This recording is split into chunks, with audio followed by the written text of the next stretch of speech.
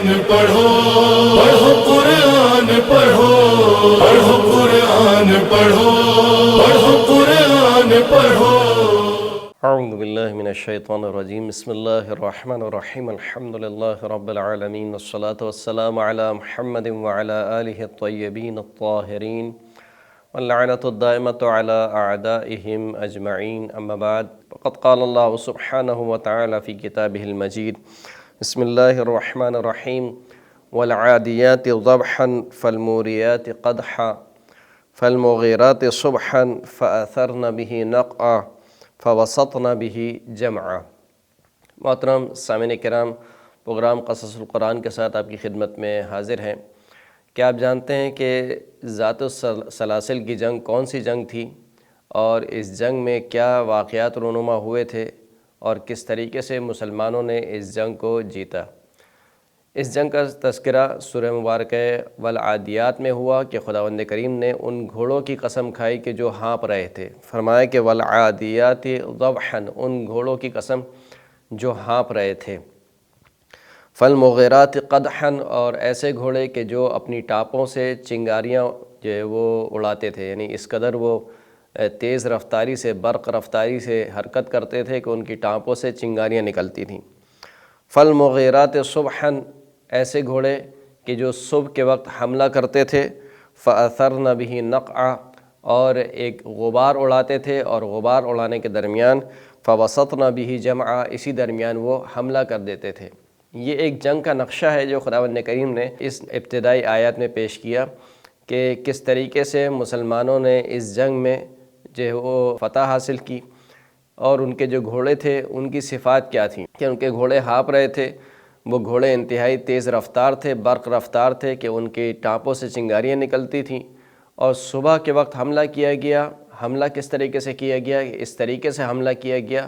کہ ایک گھمسان کی جنگ ہوئی، گرد و غبار اٹھا، اور اسی دوران مسلمانوں نے حملہ کیا۔ اس جنگ کو ذات السلاسل کہا جاتا ہے۔ سلاسل عربی زبان کا لفظ ہے، اس کے معنی زنجیر کے ہیں، یعنی یہ وہ جنگ تھی کہ جس میں زنجیر وار، یعنی پے در پے رسول اللہ نے اپنے لشکر کو بھیجا، مسلمانوں کے لشکروں کو بھیجا،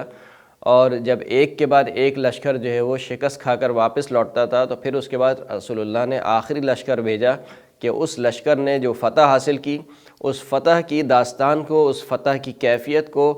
قرآن کی آیات میں بیان کیا گیا۔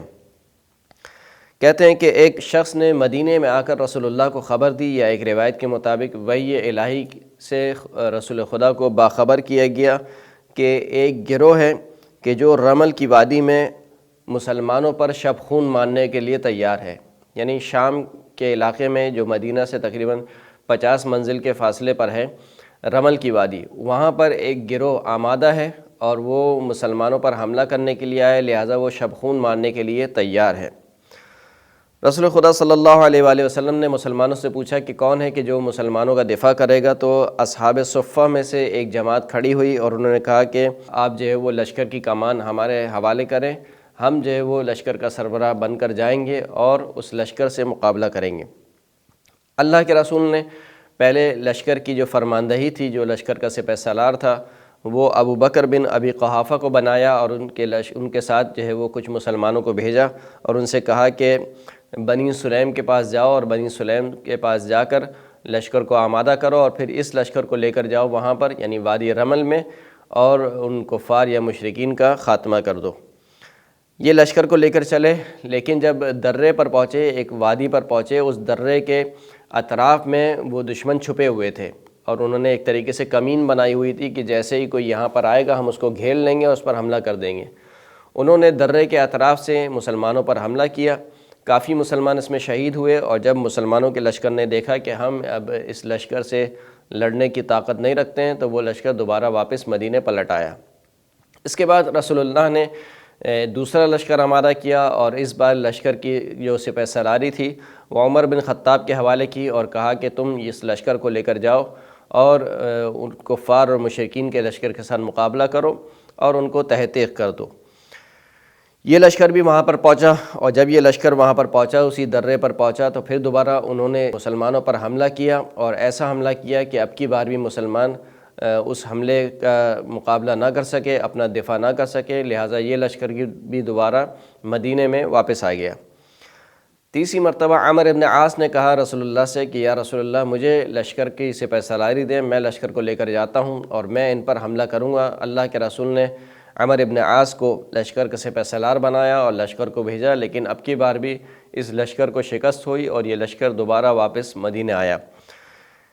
اس کے بعد رسول خدا صلی اللہ علیہ وآلہ وسلم نے کچھ توقف کیا، کچھ دن انتظار کیا، اور پھر اس کے بعد مولا کائنات امیر المؤمنین علی بن ابی طالب علیہ السلام کو بلایا، ان کے حق میں دعا کی، ان کو سپہ سالار بنایا اور کہا کہ تم اب لشکر کو لے کر جاؤ۔ اس لشکر میں تمام اصحاب کو امیر المؤمنین لے کر گئے، اور پھر اس کے بعد جب وہاں پر قریب پہنچے تو مولا کائنات نے اپنے لشکر والوں سے کہا کہ تم سب اپنے گھوڑے کے جو منہ ہیں ان کو باندھ لو، تاکہ گھوڑے کے ہانپنے کی آواز یا ہنہنانے کی آواز جو ہے وہ دشمن تک نہ پہنچے اور دشمن کو محسوس نہ ہو کہ ہم ان کے قریب آ گئے۔ رات کے وقت جو ہے وہ یہ ان کے تعاقب میں رہے، دشمن کے تعاقب میں رہے، اور جیسے ہی صبح ہوئی، صبح کے وقت مولا کائنات نے اپنے لشکر سے کہا کہ فوراً سے اس لشکر پر حملہ کر دو۔ پورے مسلمانوں کے لشکر نے پوری قوت کے ساتھ اس لشکر پر حملہ کیا، اور حملہ کرتے ہی کافی افراد کو تہ تیغ اتار دیا، اور اس لشکر میں یعنی اب کی بار جو ہے وہ مسلمانوں کو فتح ہوئی، اور مولا کائنات نے ان کے تمام جو جنگجو مرد تھے ان کو قتل کر دیا اور ان کی عورتوں کو کنیز بنایا اور ان کے مال کو مال غنیمت کے طور پر رسول خدا کی خدمت میں پیش کیا۔ یہ وہ جنگ تھی جس کو جنگ ذات السلاسل کہتے ہیں، کہ جس کا تذکرہ سورہ مبارکہ والعادیات کی ابتدائی آیت میں کیا گیا۔ وآخر دعوانا ان الحمد للہ رب العالمین۔ اللهم صل على محمد وآل محمد